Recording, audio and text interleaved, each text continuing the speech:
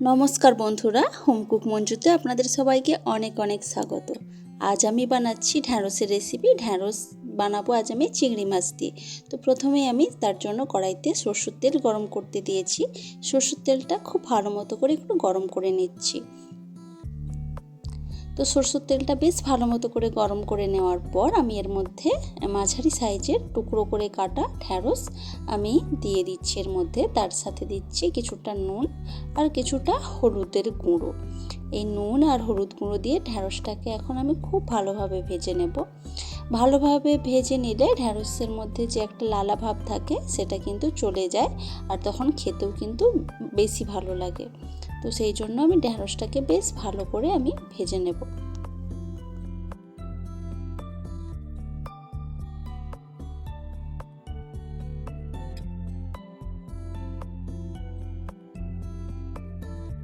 তো দেখুন ঢ্যাঁড়সটা কিন্তু বেশ ভালো মতো করে ভাজা হয়ে গেছে।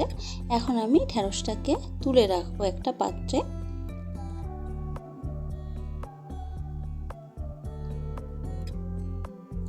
তো ঢ্যাঁড়সটাকে তো তুলে রাখলাম। এখন আমি কড়াইতে আবারও সরষের তেল দিচ্ছি। সরষের তেলের ওপর এখন আমি দেব একটা শুকনো লঙ্কা ফোড়ন হিসেবে, তার সাথে দেব কিছুটা কালো জিরে।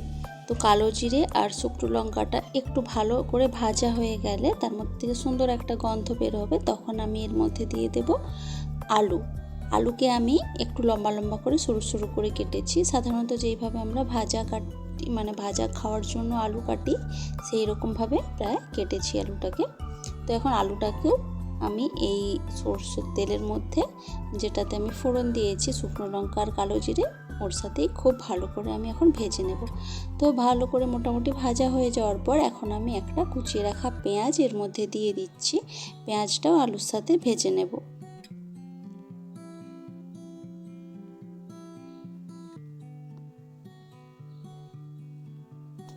মোটামুটিভাবে আলু পেঁয়াজটা ভাজা হয়ে গেলে আমি এখন এর মধ্যে দেব নুন হলুদ দিয়ে মাখিয়ে রাখা চিংড়ি মাছ। সেটা আমি খুব ভালোভাবে পরিষ্কার করে ধুয়ে নিয়েছি এবং এর খোসাগুলো খুব ভালোভাবে ছাড়িয়ে নিয়েছি।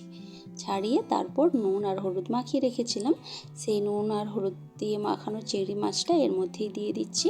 এর সাথে কিন্তু চিংড়ি মাছটা ভাজা হয়ে যাবে। চিংড়ি মাছকে আর আলাদা করে ভেজে রাখার বা ভেজে নেওয়ার কোনো প্রয়োজন নেই। তো এইভাবে নাড়তে নাড়তে এখন আমি এর মধ্যে দিচ্ছি হলুদের গুঁড়ো আর লঙ্কার গুঁড়ো। হলুদের গুঁড়ো লঙ্কার গুঁড়ো দিয়ে আবারও আমি একটু কষিয়ে নিচ্ছি।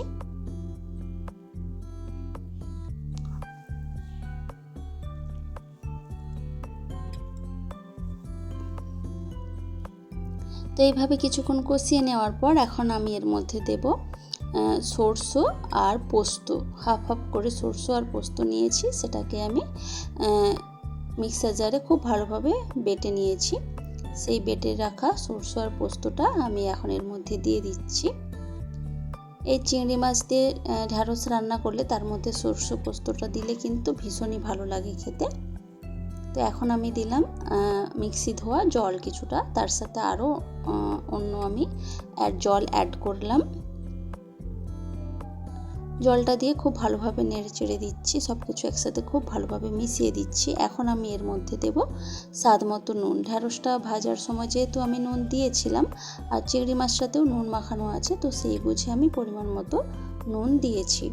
নুনটা দেওয়ার পর এখন আমি একটু নাড়াচাড়া করে ঢাকা দিয়ে দেব আলুটা সেদ্ধ হওয়ার জন্য। ঢ্যাঁড়স কিন্তু ভাজা হতে হতেই অনেকটা সেদ্ধ হয়ে গেছে, সেই জন্য আলুটাকে আগে একটু সেদ্ধ করে নিচ্ছি। তার জন্য 3 থেকে 4 মিনিট ঢাকা দিয়ে রেখেছিলাম। তো 3 থেকে 4 মিনিট মতো পর ঢাকা খুলে দিয়েছি। ঢাকা খুলে একটু নাড়াচাড়া করে দিচ্ছি আর দেখে নিচ্ছি আলুটা সেদ্ধ হয়ে গেছে কিনা। দেখলাম খুব ভালো মতোভাবেই আলুটা সেদ্ধ হয়ে গেছে। এখন আমি ভেজে রাখা ঢ্যাঁড়সটা এর সাথে দিয়ে দিচ্ছি। দিয়ে এখন আমি ঢ্যাঁড়সটাকে সব কিছুর সাথে খুব ভালো করে মিশিয়ে নেব।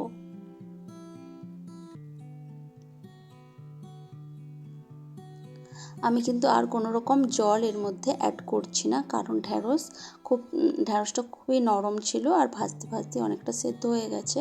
তো সেই জন্য ঢ্যাঁড়স সেদ্ধ করার জন্য আর এক্সট্রা জল দেওয়ার কিন্তু প্রয়োজন নেই। সেই জন্য আমি জল না দিয়ে একটু নাড়াচাড়া করে আমি ঢাকা দিয়ে রেখেছিলাম প্রায় 3 মিনিটের মতো, 2.5 থেকে 3 মিনিট গ্যাসের আঁচটা মিডিয়ামে রেখে।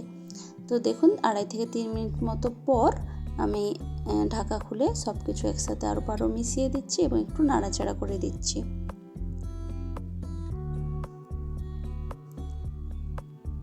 আর এই পর্যায়ে কিন্তু আমার এই রেসিপিটা একদমই রেডি। গরম ভাতের সাথে ভীষণই ভালো যায় এই রেসিপিটি। ঢ্যাঁড়সের চিংড়ি মাছ দিয়ে যেটা বানিয়েছি ভীষণই ভালো লাগে। তো রেসিপিটি অবশ্যই আপনার বাড়িতে একবার ট্রাই করে দেখবেন, দারুণ কিন্তু হয় খেতে। আর এই রেসিপিটি আপনাদের কেমন লেগেছে সেটা কিন্তু অবশ্যই আমাকে কমেন্ট করে জানাবেন। ভালো লাগলে লাইক, কমেন্ট, শেয়ার করবেন। প্লিজ আমার চ্যানেলটি সাবস্ক্রাইব করে আমার পাশে থাকবেন। তো আজকের ভিডিওটা এই পর্যন্তই থাক। দেখা হচ্ছে অন্য কোনো দিন, অন্য কোনো ভিডিওতে, অন্য কোনো রেসিপির সাথে। তো আজকের মতো টাটা, বাই বাই।